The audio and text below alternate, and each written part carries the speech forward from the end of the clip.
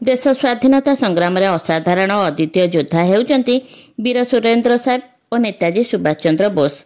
यही दुई पराक्रमिक स्वतंत्रता हेउची जे सेमाने स्वकीय शैली रे उद्यम रे अत्याचारी ब्रिटिश सरकार विरुद्ध रे युद्ध देई डाकरा देई भयभीत कर देई पारिथिले, स्थिति दोहलाई देइथिले। सुभाष और सुरेंद्रंकर देशमातृका प्रति थिबा त्याग, बलिदान और संग्राम नित्यांत भावे प्रेरणादायी। दुहे चिरकाल आलोक स्तंभ हो छटकु थिबे। जनवरी 23 तारिख ए दुई महान संग्रामींकर जन्मतिथि। सुभाष बोस भारतीय स्वाधीनता संग्राम असाधारण योद्धा। भारतर मुक्ति संग्राम रे तांकर भूमिका एकाधार रे विस्मय उद्दीपक, अलंघनीय। से थिले विप्लवर एक आग्नेयगिरी, बह्निमान व्यक्तित्वर परिप्रकाश। परिस्थिति सहित सालिस करने से घृणा करुथिले। तांका भाषा सालिस हेउची मानसिक बृह्यमानतार चिन्ह, यह उद्यमतार परिपंथी। जनसेवा, जन्मभूमि सेवा थिला सुभाष जीवनर ध्येय।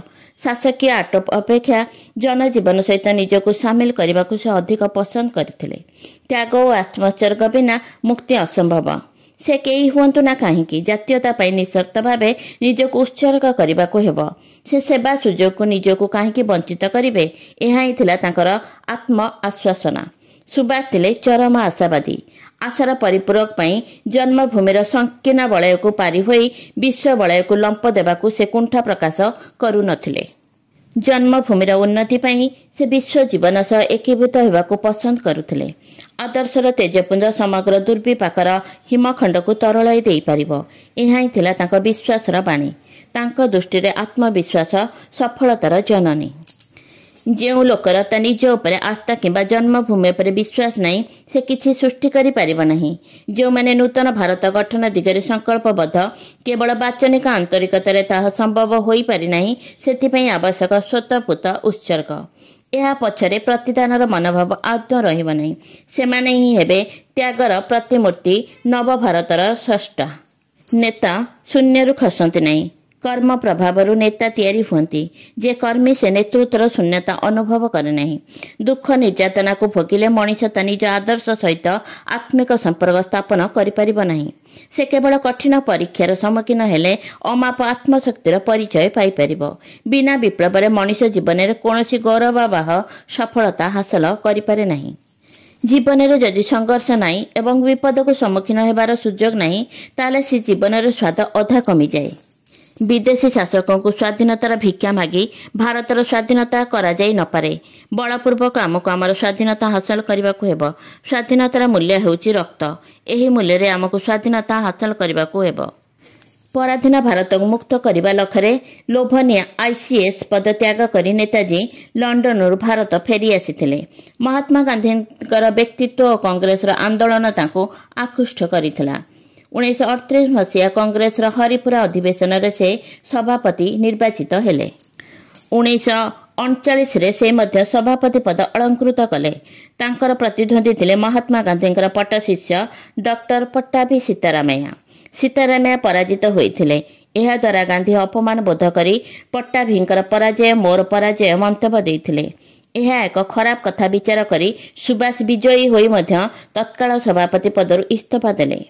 से एक मंतव्य देले, तृप्त कंठरे घोषणा कले, मु काहार प्रतिछवि किंबा प्रतिध्वनि नुहे, आई एम माई सेल्फ। त्याग, बलिदान और दुर्बार संग्रामर ज्वलंत प्रतीक थिले सुरेंद्र साहेब।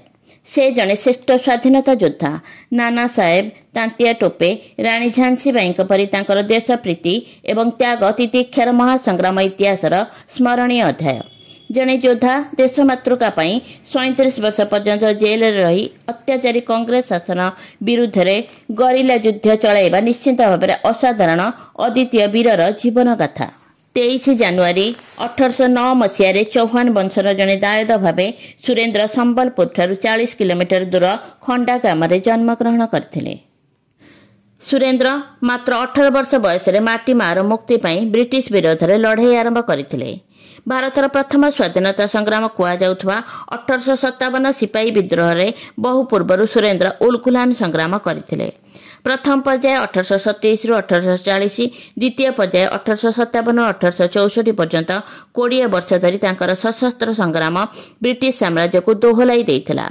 1840 ରୁ 1857 पर्यंत हजारीबाग जेल रे 17 वर्ष और द्वितीय थर 1864 ରୁ 1884 फेब्रुआरी 28 मृत्यु पर्यंत असीरगढ़ जेल रे 20 वर्ष एहीपरि मोट 37 वर्ष बंदी रही सुरेंद्र साहेब अकथनीय जंत्रणा संग्राम देशमातृकार एक ज्वलंत उदाहरण। मुक्ति संग्राम प्रस्तुत होइथिबा जोगु नुहे बरं मुक्ति संग्राम प्रवाह को त्वरान्वित करिथिबारु सुरेंद्र साहेब महान।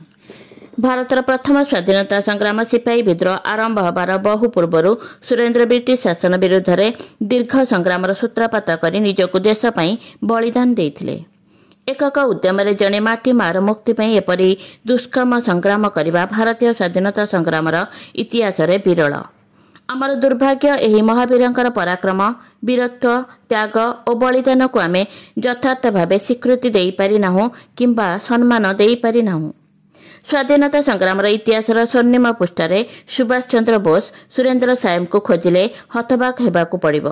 भारत रत्न सुभाष चंद्र बोस वीर सुरेंद्र साहेब को जातीय स्तर में उपयुक्त स्थान देबारे जदि आमे सफल हेबा ता हेबो तांको प्रति आमर यथार्थ श्रद्धांजलि।